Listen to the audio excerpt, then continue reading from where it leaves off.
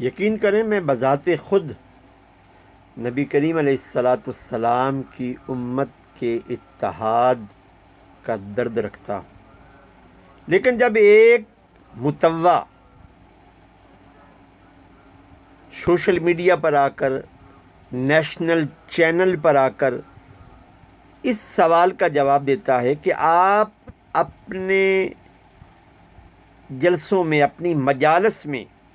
امہات المومنات اور خلفائے راشدین کا ذکر کیوں نہیں کرتے؟ زیادہ تر آپ مولا کائنات رضی اللہ تعالیٰ عنہ کا ذکر کرتے ہیں،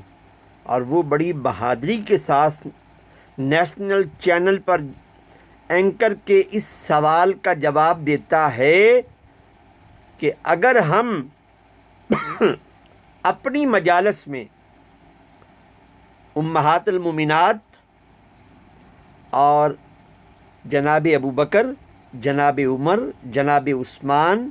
اور باقی صحابوں کا ذکر کریں گے تو ہمیں سننے کے لیے کوئی نہیں آئے گا۔ وجہ اس کی یہ ہے کہ ان خبیث فطرت لوگوں نے، ان حرام زادوں نے، ان دلوں نے، ان ڈاگ کی صفات مذہبی دکانداروں نے اپنے اس طبقے کو صحابہ کرام کی محبت کے بارے میں بتایا نہیں،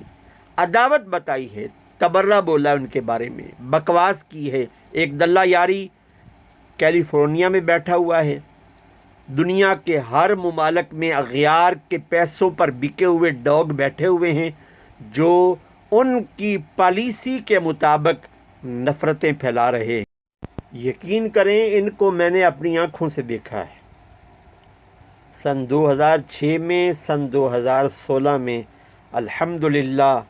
نبی پاک علیہ الصلاۃ والسلام نے مدینہ پاک میں طلب فرمایا تو میں نے دیکھا کہ جب یہ لوگ حاضری کے لیے آتے ہیں، ہم تو تڑپ تڑپ کر مواجہ شریف کی طرف جاتے ہیں نا، کہ سرکار دو عالم علیہ الصلاۃ والسلام کا چہرہ مبارک جس طرف ہے وہاں پر حاضری دیں، صلاۃ و سلام پڑھیں، وہاں پر بھی یہ بغض صحابہ کا اظہار کرتے ہیں، اور ہر عقل مند آدمی ان کو دیکھتا ہے کہ یہ مواجہ شریف کے سامنے نہیں جاتے۔ میرا ایمان، میرا عقیدہ ہے ان کو نبی پاک علیہ الصلاۃ والسلام کی طرف سے اجازت ہی نہیں ہے کہ تم مجرم لوگ میرے سامنے اور میرے صحابہ کے چہروں کے سامنے سے گزرو۔ یہ وہاں پر بھی جناب ابو بکر صدیق کے ساتھ، جناب سیدنا فاروق اعظم رضی اللہ تعالیٰ عنہ کے ساتھ اپنی عداوت کا اظہار کرتے ہوئے پیچھے سے ہی مواجہ شریف کی طرف نہیں آتے، یعنی سنہری جالیوں کی طرف یہ لوگ نہیں آتے جہاں اصحاب صفہ کا چبوترا جو بنا ہوا ہے وہاں پر کھڑے ہو کر اسی دروازے سے باہر جنت البقیع کی طرف سیدہ کائنات کی بارگاہ میں حاضری کے لیے چلے جاتے ہیں، دھوری حاضری کے لیے، یعنی ان کے بابا کے چہرے کے سامنے آنے کی بجائے اور صحابہ کے ساتھ بغض و عداوت کا اظہار کرنے کے بعد یہ ان کی بارگاہ میں جاتے ہیں۔ کیا ان لوگوں کی حاضری سیدہ کائنات کی بارگاہ میں قبول ہوتی ہوگی؟ یہ میں نے اپنی آنکھوں سے دیکھا ہے، اور مجھے لوگ پوچھتے تھے یہ کیا وجہ ہے، مجھے بھی نہیں پتا تھا۔ میں نے پھر پوچھا تو مجھے یہ بتایا گیا کہ یہ مسلکی دکانداروں نے اپنی اپنی دکانوں پر بیٹھ کر کبھی انبیاء کی توہین کی ہے اور کبھی صحابہ کے مراتب کو اپنے رائی کے دانے کے برابر بھی جو علم ان لوگوں کے پاس نہیں ہے، اس علم کے پیمانے میں صحابہ کے مقام کو تولا ہے۔ میرا عقیدہ کیا ہے؟ بو بکر و عمر عثمان حیدر تو میں صدقے جاواں، میرے کملی والدہ ہر یار بڑا سونا۔ صدیق اکبر قصر صداقت کے شہنشاہ ہیں، جناب عمر فاروق اعظم ہیں، عدل کے شہنشاہ ہیں، جناب عثمان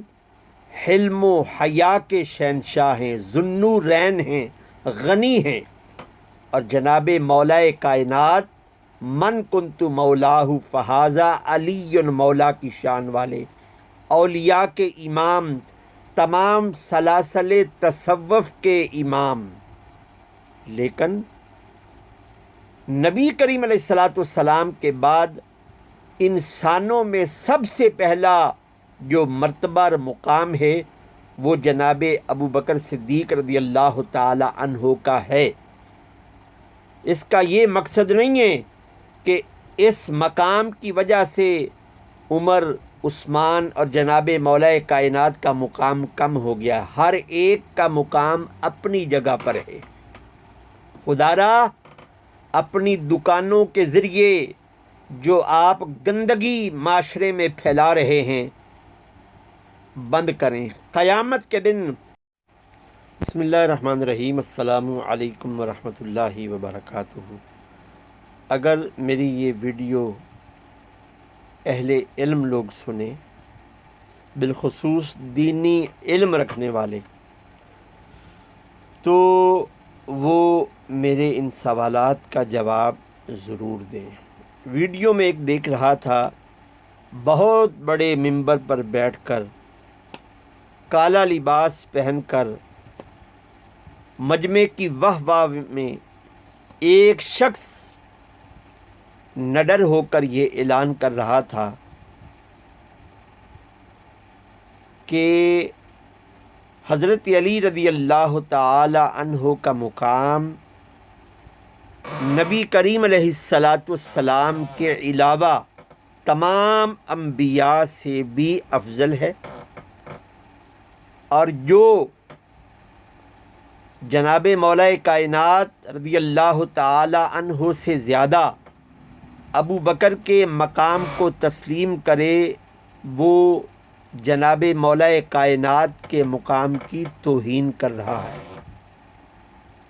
ہر ایک نے اپنی اپنی دکان کھولی ہوئی ہے،